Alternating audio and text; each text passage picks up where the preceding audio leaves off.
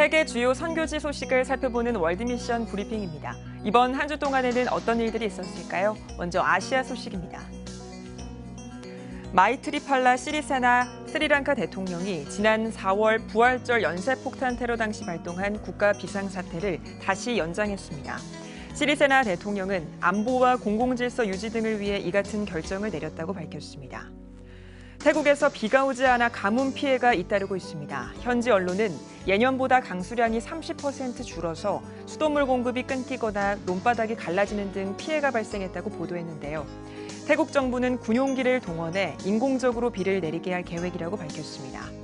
중국에서 SNS를 이용한 출장 성매매 사기가 기승을 부리고 있습니다. 중국 언론은 이 같은 수법으로 2,000명이 넘게 사기를 당했고 피해 금액이 약 8억 5천만 원에 달한다고 밝혔는데요.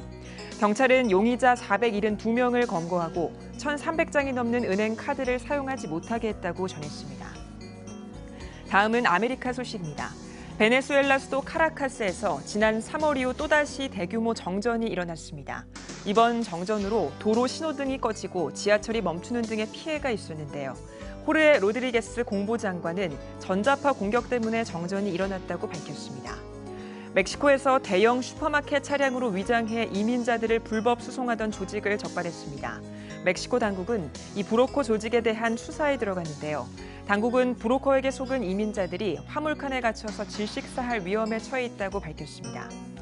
캐나다 소식입니다. 캐나다의 범죄율이 4년 연속 증가했습니다. 캐나다 통계청은 지난해 전국의 범죄율이 2017년보다 2% 증가했다고 밝혔는데요. 통계청은 사기와 성폭력, 도난 사건 등이 늘어나면서 범죄율이 올라갔다고 분석했습니다. 마지막으로 벨기에 살펴보겠습니다. 벨기에 기상당국이 사상 처음으로 폭염 적색경보를 발령했습니다. 최근 벨기에와 프랑스, 네덜란드 등 서유럽 지역에서 폭염이 이어지고 있는데요. 기상당국은 물을 많이 마시고 직사광선을 피하는 등 안전에 유의할 것을 당부했습니다. 지금까지 월드미션 브리핑이었습니다.